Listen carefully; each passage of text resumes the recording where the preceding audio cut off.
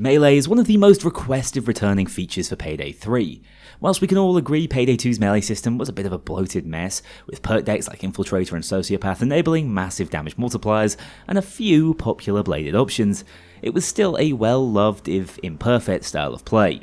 Payday 3 abandoned that completely, moving to a non-damaging weapon bash used for crowd control and breaking glass, with talk of an expanded system possible only if they could build a complete system around it. Jacket's baseball bat, the Sociopath overskill, was the first taste of this, an incredibly satisfying but temporary melee mode, which has now been joined by a lethal option available at all times. With Hidden Blade, our weapon bash will now kill, at the cost of a knife from our throwable slot, giving us a genuine way to play around melee. On its own, this is far from enough for an entire build, but with a cleave type impact allowing it to multi-kill, in addition to a number of supporting knife skills enabling us to overheal from our aggression, this is one of the most unexpectedly satisfying and effective playstyles in the game, turning your gun butt into a lawnmower for cops. By no means is this the melee system of our dreams, but it's certainly a fun filler playstyle for the time being. This is the final episode of the Skills 2.0 launch series. Thanks so much for sticking with me throughout, I've loved every minute. Enjoy the video, it has been a pleasure. Here it is, the final build, and probably the silliest build I've created, but maybe the one I'm actually most proud of. Let's start off with the throwing knife skills, because really these are what's going to be augmenting our melee. We go Knife Expert, Laceration, Deep Wounds. Knife Expert we're obviously getting tons of utility out of, but these two are basically dump skills to augment this. Prison Shiv, another fantastic skill, and Hidden Blade Aced. I think the Aced effect is a little bit inconsistent, but the base effect is what the entire build is built around. It's probably worth having the Aced effect if you're going to be meleeing a lot though.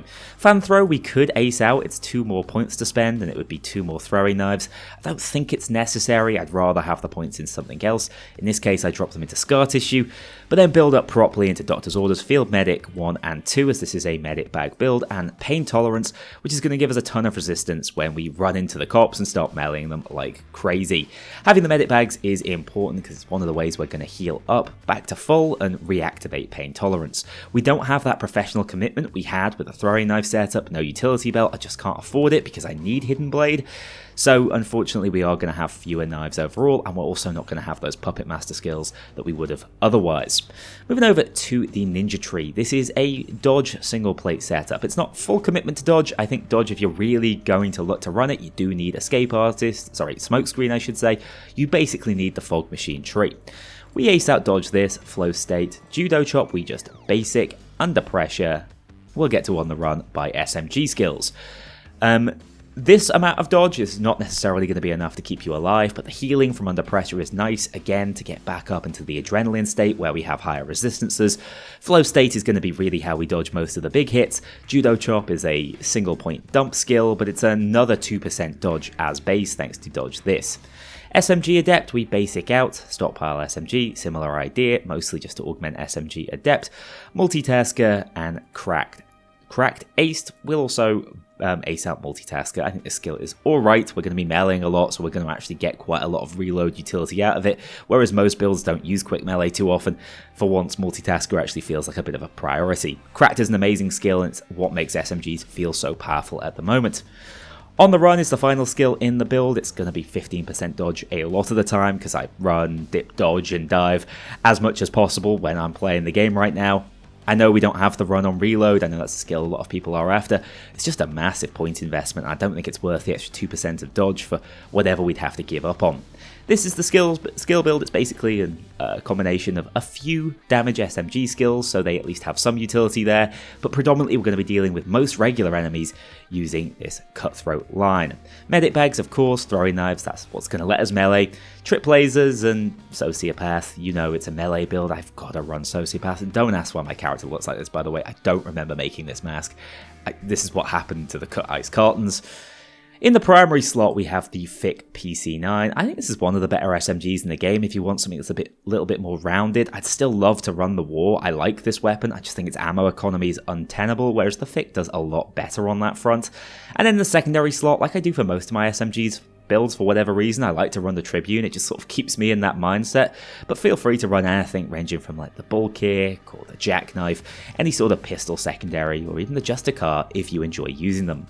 We finished this off with the medtech frame. This thing is pretty disgusting at the moment with impact plates. The problem with impact plates are they have a 3-second cooldown timer, and right now, every time they break, you get 2 seconds of literal immunity, so really they only have a 1-second regen timer, which is way too powerful. It will get nerfed. For the time being, enjoy this to its fullest, but I think even when it is nerfed, this build has enough survivability, whether that's from dodge or overheal through the melees, that you will be able to survive even without a bugged skill. That's it for the build. Let's dive into the gameplay. You know I've always had a soft spot for silly playstyles, and Melee is no outlier, being a die-hard sociopath enjoyer in Payday 2, even when it was pretty crap back in the day. And whilst this is the most bastardized form of Melee I can imagine, it also plays far better than I ever anticipated, actually offering one of the most effective crowd clearing options in the entire game, not limited by your ammo capacity or accuracy. Just a few clicks of a button and you can drop an assault wave of 15 or so cops, recovering at least 5 knives in the process. But that is of course where the trouble lies. That's a 3-to-1 ratio, meaning we need to do quite a lot of legwork with our ballistic weapons to earn that inventory full of knives back.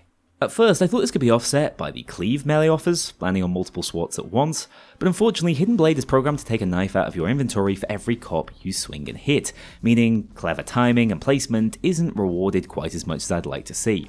Even so, this build works thanks to our primary, the thick PC9, providing more than enough damage to fill in the blanks, whilst our knives function as another way to overheal and support this aggressive playstyle survivability, despite taking only 1 plate of armor.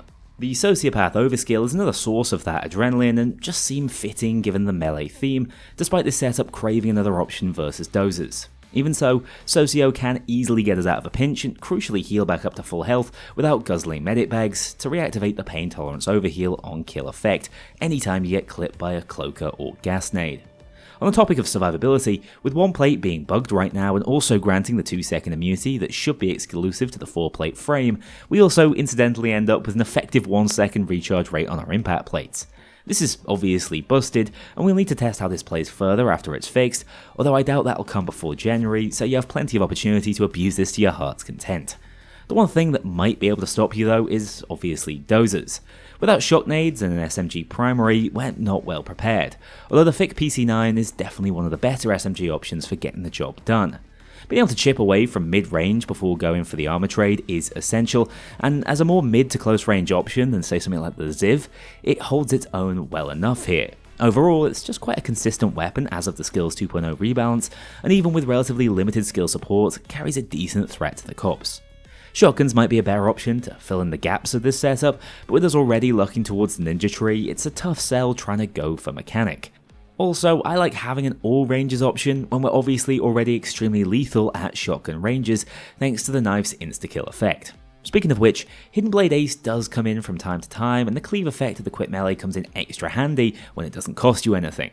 It would be much better though if this was just a free lethal melee swing every 30 seconds instead of requiring you to be completely out of knives to activate. Finally, as we know from the pure throwing knife build, it would cost 7 points in the professional tree to stack up another 5 knives via utility belt. In this instance though, it's just cheaper and more efficient to pick up additional cutthroat skills for the passive boost to knife expert, even if we're not directly benefiting from the damage, laceration and deep wounds offers.